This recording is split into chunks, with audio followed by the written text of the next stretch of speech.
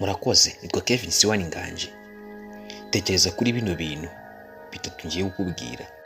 Hari abantu benshi batishimira ubuzima barimo, abandi ntibishimire uburyo babayeho, ariko nyamara uramutse urebye ubuzima abandi babayeho ku isi cyangwa se abatari mu mwuka, nibwo wakwemera neza ko ufite umutungo, kandi uwo mutungo ufite ari umutungo mwiza ushobora kuba wabyaza umusaruro mu gihe umutungo ukiwufite.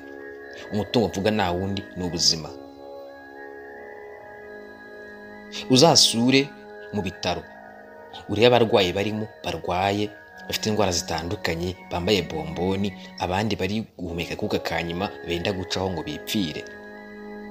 Ibyo ngibyo bizagutere gukitekerezaho, nurangiza ushimira Imana, uvuga uti Imana ndagushimira kuba njye nyumeka umwuka w'abazima, ntambaye bomboni ngo mbe mumekera muri biriya byuma by'abazungu, cyangwa se ngo mbe ndi guhumeka akuka kanyuma ngiye gucaho.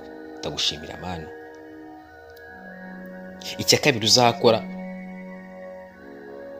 uzagenda urebe muri gereza abantu bafungiyemo ukuntu bangana. Abo bantu bose bafite ubuzima nk'ubwawe, bahumeka nkawe, batekereza neza nkawe, bararya neza, bararya nkawe.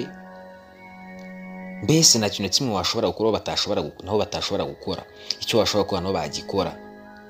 Ariko se wakwibaza kubera icyo abantu bari muri gereza ukaba uri hanze, utari muri gereza udafunze? Nta kandi gaciro ufite ku isi. Si ukuri mwiza kuruta abandi, si nuko ari we watoranyijwe kuruta abandi utafungwa. Nawe wafungwa, kuko nibyo bavuze mu Kinyarwanda, umugabo mbwa aseka imbohe. Ibuka ko ubwo buzima ufite utabwishyurira. Ushimira Imana, uvuga uti Imana ndagushimira kuba nari mu gihome, ndagushimira ko wandinze nkaba nyumeka umwuka w'abazima, kandi n'abarimo ubasabire bavemo. Menya ko ufite ubuzima, kandi ubwo buzima ufite igishoro cya mbere ufite, niyo mpano ya mbere y'ubuzima Imana yaguhaye, ubuzima ubayemo.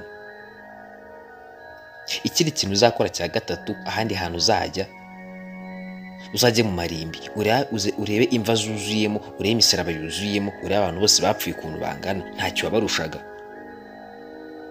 Si uko uri mwiza kubaruta, si uko ufite ikintu ugiye guhindura ku isi bo batigeze bahindura.